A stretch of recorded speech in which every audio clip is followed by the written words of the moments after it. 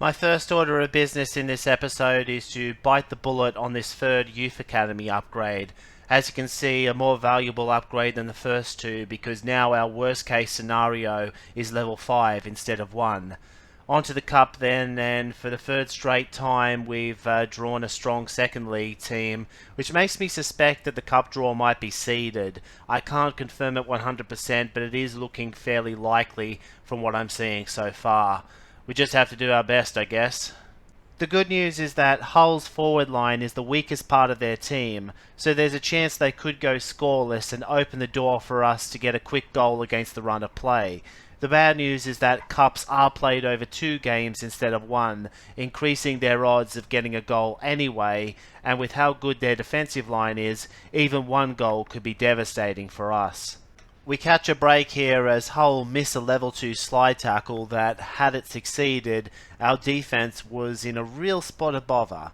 On the ensuing 3 kick, they've plugged up the gap that would have allowed Jerd to cannon, so I have to rainbow instead. Doesn't work. As we speed through the rest of this half, this passage of play demonstrates both the strengths and limitations of my defense. The flat 5 is a very strong formation at the start of a half, but tends to crumble easily over a prolonged passage of play, as circumstances force me to move players out and open up holes at the back. This culminates in a nutmeg leading to a cross attempt, which really should have resulted in a goal, but somehow the cross was a miss, and we get away with it. It's our kickoff then to start the second half, and whilst my options are otherwise limited, the lack of a sweeper does mean I have an unimpeded shot on the goalkeeper. Nat 1 on the roll, but the deflection is what I was really looking for, and we have a corner. But with the rain impeding passing and crossing, I decide to take the ground route instead of try and head it in with Trivets. Unfortunately, this doesn't work either, and even if the feint had worked, there was a centre-back ready to make that tackle. We've got one more outside chance and an away goal late in this game after Bag makes the slide tackle. With this lofted pass, either the pass itself can succeed or the deviation can end up steering it to Jerd's feet. But unfortunately neither of those happened, so we are going to have to come away with a 0-0 draw. Thankfully Hull did not score either, and it's all going to come down to the return leg. But first, a long-awaited specialisation level. Very important upgrade here as that 30 is going to become 45. All of it goes into defense too, so now 54.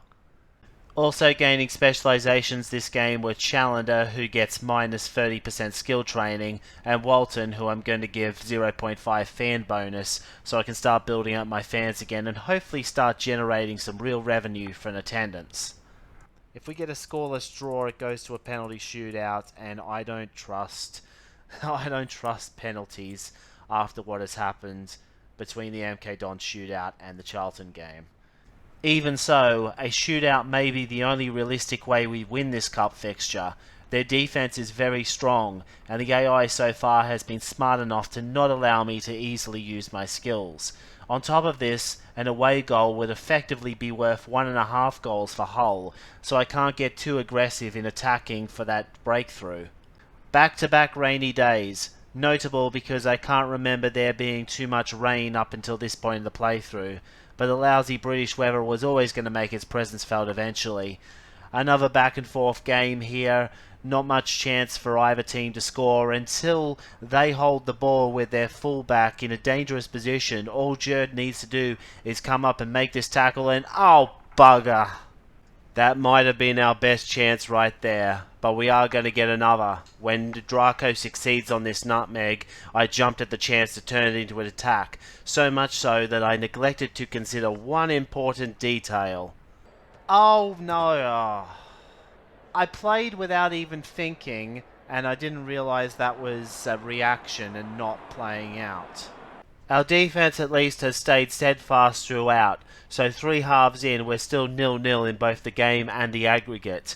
And they once again miss a level 2 slide tackle, giving us a chance, so they do see the danger of the cannon shot pretty quickly, so I can't use it just yet. Get tackled on purpose so that Jerd is now in position to make a cannon shot if we can get the ball to him again. That is, if Hull City don't score first. Look at them just casually make a lofted pass like it's nothing, even though it's pouring down rain. Okay, that is a load of arse. It's not an entire arse, but it is a considerable quantity of arse. That left us needing 2 goals to win the cup tie, and we were unable to score even one, so a Prestige Cup run is going to have to wait for yet another season. Skipping ahead to February then, and it's never a question of if the RNG is going to bite you, but when. All that money invested into the Youth Academy only for the graduate to be a worse prospect than the one we got 6 months ago. But I have to make use of him, and I'm thinking defensive player, hopefully defensive midfield, though it will depend on the skill set that he rolls. I'm going to overhaul my substitutes bench in this transfer window, as there are some players on the team that I just haven't gotten much use out of. Amongst them, Mann, who is already 32, so he can go. Boone also goes, and Hewitt is staying for now, but I have a plan to sell him in the next transfer window once he's picked up his level 1 skill. I'm going to replace the outgoing players with Sailor and Wells, younger and or more useful players. We can get both of our new acquisitions training skills right away, so I'm going to take the quickest option available to them in both cases. As much as I would have liked long pass on Sailor, it was just going to take way too long to train him up as opposed to lay off pass. And with that, we've looped back around to Portsmouth in the league.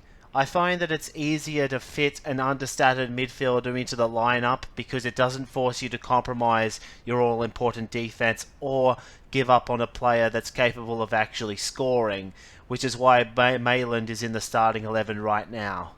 Not the best of kick-off turns for us, as the presence of a defensive midfielder forced me to use a lofted pass that was cut out at the end.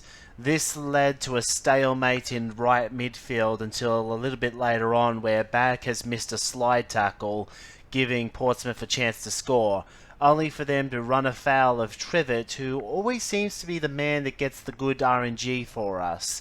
But his 3 passing means that his lofted pass is not on target.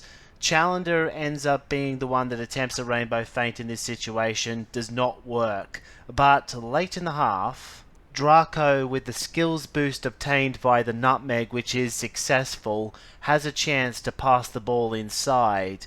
I had to think about this one because both lofted pass and ground pass had their pros and cons here. But in the end, ground pass seemed like the path of least resistance, and indeed it was exactly the right decision. I overthunk it. I just needed to ride my luck with the RNG. Speaking of riding our luck with the RNG, it was Loudcask who suggested I bring Hutchinson on for the second half to take advantage of his long pass skill. I've perhaps been guilty of not using long pass as often as I really should have. As you can see here, it puts Jerd in on goal again. I'm glad you suggested that, Loudcask. And what's worth doing once is worth doing twice, as on Portsmouth's next kickoff, different sequence of events, but the same result effectively. A chance to get the ball to Hutchinson and in turn Jerd. That's exactly what we do, and Jerd is going to get the first hat-trick of the playthrough. We take a 3-0 lead in this game, and pretty much nothing can dampen the mood right now. Okay, I'm not even mad. I'm not even mad. Because they were never going to score 3 goals on us, and in fact, with this final corner kick going nowhere, 3-1 was the final scoreline. At this point, we're 9 minutes into the video and I've only covered 3 matches, so I am going to rush through the next couple of games, starting with this away fixture against Scunthorpe United. Just the most notable events in this game then. Corner kick in the first half for us. The plan was to have Chalk win the fight in the box so that when Jerd collected the ball, he would have an open lane to Cannon, but Chalk got pushed out, and in any case, the lofted pass was a failure. In the second half, Scunthorpe gets a chance to rainbow feint, but with their forward being very tired, it ends up being a failure despite being a level 2 skill. So on a somewhat fortunate roll, we end up getting a scoreless draw against Scunthorpe. Draco's gained his 4th specialization level, and this is a pretty important one since we had to pick 2 low propensity skills for him. We need to get him to minus 70% skill training time as soon as possible. Bag, I'm adding a 0.5% fan boost on, and here I find out that each fan bonus is calculated separately and rounded up rather than total together, so I'm gaining 2 fans per game now, regardless of results. The next game against Barnsley was quite boring, so I'm going to gloss over it almost entirely. This run for Attil was the only time the ball came close to crossing either goal mouth, and the keeper parried it back into the field of play instead of out for a corner. The stat sheet will say there was 6 shots in all, but they were all just hidden hopes rather than anything resembling a decent attack. There's one more game to go in this episode, but first a contract update.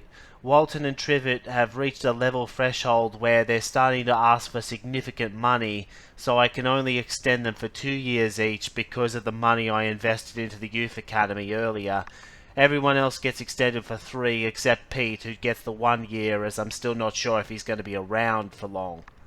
Also, I didn't show it on screen, but I upgraded my midfielder coach with the most recent chunk of glory that I've earned. Anyway, it's Charlton Athletic, and they get a good chance on goal early on, though Grieve is unable to deliver the goods, and then we go on the counter-attack. Hutchinson collecting the ball here, and somehow he's going to keep hold of it throughout this sequence despite the right back coming up just to make sure they could tackle the ball away from him.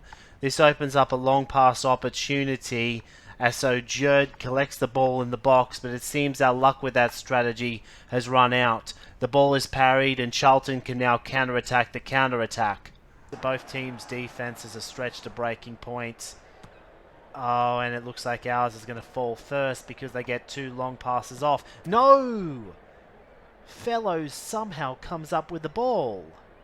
With how dangerous Charlton have been so far, it's best if we just try and get out of the half. And Attil is good at that, but the RNG giveth and the RNG taketh away.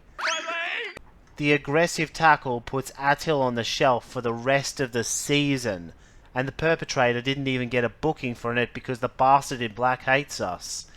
Like, whether or not he's ready, Pete is going to get a lot more playing time from here on out. Our kickoff in the second half results in a corner kick, but this is another one of those goalkeepers with a lot of control in the playing out talent. The alternative strategy to attempting to head play goes nowhere. Here's a Charlton throw-in produced as a result of them dribbling the ball out and only partially succeeding. It's important to point this out because this sequence of play convinces me to pull Jerd out to attempt to make a tackle, and the butterfly effect is that later on in the game when we get a chance to counter-attack, Hutchinson's got no one to pass to. Wow, that is absolutely brilliant. This may just be Nottingham's magnum opus of idiocy. Our failure isn't absolute. Charlton were unable to generate any more scoring chances, so the game ended in a draw. But with it being our 3rd straight scoreless draw, the boring label has been applied to our team, so we're starting to lose fans again. The good news, however, is that the 3 teams behind us in the standings had a truly dreadful stretch of games, so that small margin we had at the start of the episode is now 5 points. Still some work to do, but promising signs.